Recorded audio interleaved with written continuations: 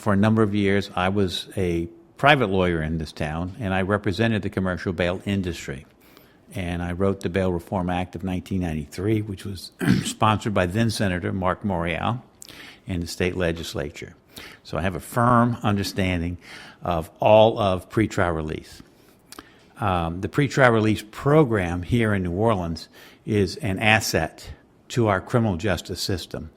It is one of the necessary steps in a reformation of the criminal justice system so that we can process people more quickly, more fairly, and get to better outcomes. Pretrial services interviews every person who's arrested. They don't interview every person right now because they're in a pilot project phase, but they interview people who are arrested. And they have what they call a risk assessment form. And what they do is they take the person and his history, and they fill out a risk assessment form and assign to it a number.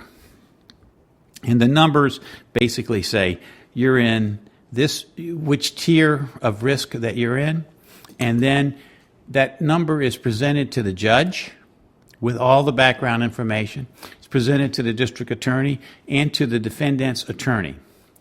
At that time, the judge sets a conditions of release, but the state is present and gets an opportunity to argue that the conditions are not sufficiently onerous or it's too low. So we have a hearing where these issues are vetted knowledgeably because someone who is impartial is collecting the information and making a recommendation. It's not even a recommendation. They're doing a risk assessment saying this is where you fall in the risk assessment. So it's a very valuable service to this community, and it can help us reduce our jail population, can help us expedite the more minor offenses through the system, and it can also ensure that the more serious offenders stay incarcerated. The generic complaint is that pretrial services wants to release everybody for free without any conditions. That's not the case, because we participated in the design and development of the risk assessment. The risk assessment has been modified since its inception to increase certain risk factors. So we communicate with them, pretrial services, and they communicate with us, and we have modified the risk assessment. So the bail bond industry's complaint that the pretrial services is turning people loose is incorrect. All they're doing is interviewing people and making recommendations that we can agree with or disagree with. Gee, what they would like to see, I believe, is the old system where there's no information and the bail bondsmen get first bite to get people out of jail, and you have to go see a bail bondsman in order to get out. Commercial surety will tell you, why are we paying people to do this when we can do it for free? But commercial surety makes an assessment based on simply money.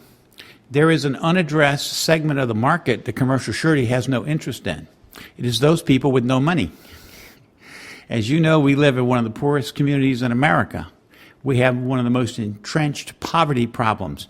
Our disparity of income in Louisiana is one of the highest in the country. New Orleans is even higher than the state. So for minor offenders, one of the routes to release is a release on recognizance or a conditioned promise to appear without having to pay. Before pretrial services went in, there were people who knew no lawyer, had no friends, and had no money. And they were giving, let's say, a $500 cash bond. Well, they didn't have $500. So they would sit in jail during the process of reviewing their case, as minor as it was, until the case was reviewed, and maybe we did institute prosecution, and we're more likely to now than before, and the case is disposed of. Whereas if you had a friend who knew a judge who could make a phone call in the middle of the night without a risk assessment, you might have been minor, or maybe not. You might have been serious. And had a risk assessment been taking place, the judge would not have called the jail and said, turn that person loose. If you can afford to get out of jail on bail, good.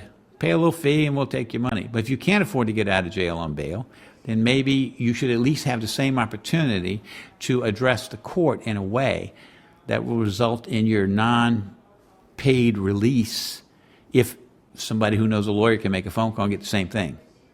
That's all. It kind of levels the playing field amongst those who have money and friends and those who have no friends and no money. This process is important to our criminal justice system, that we look at people, we evaluate people, we determine by scientific basis whether or not they are a risk or not. If they are a risk, then we want them to post bail. We want them to get a commercial surety.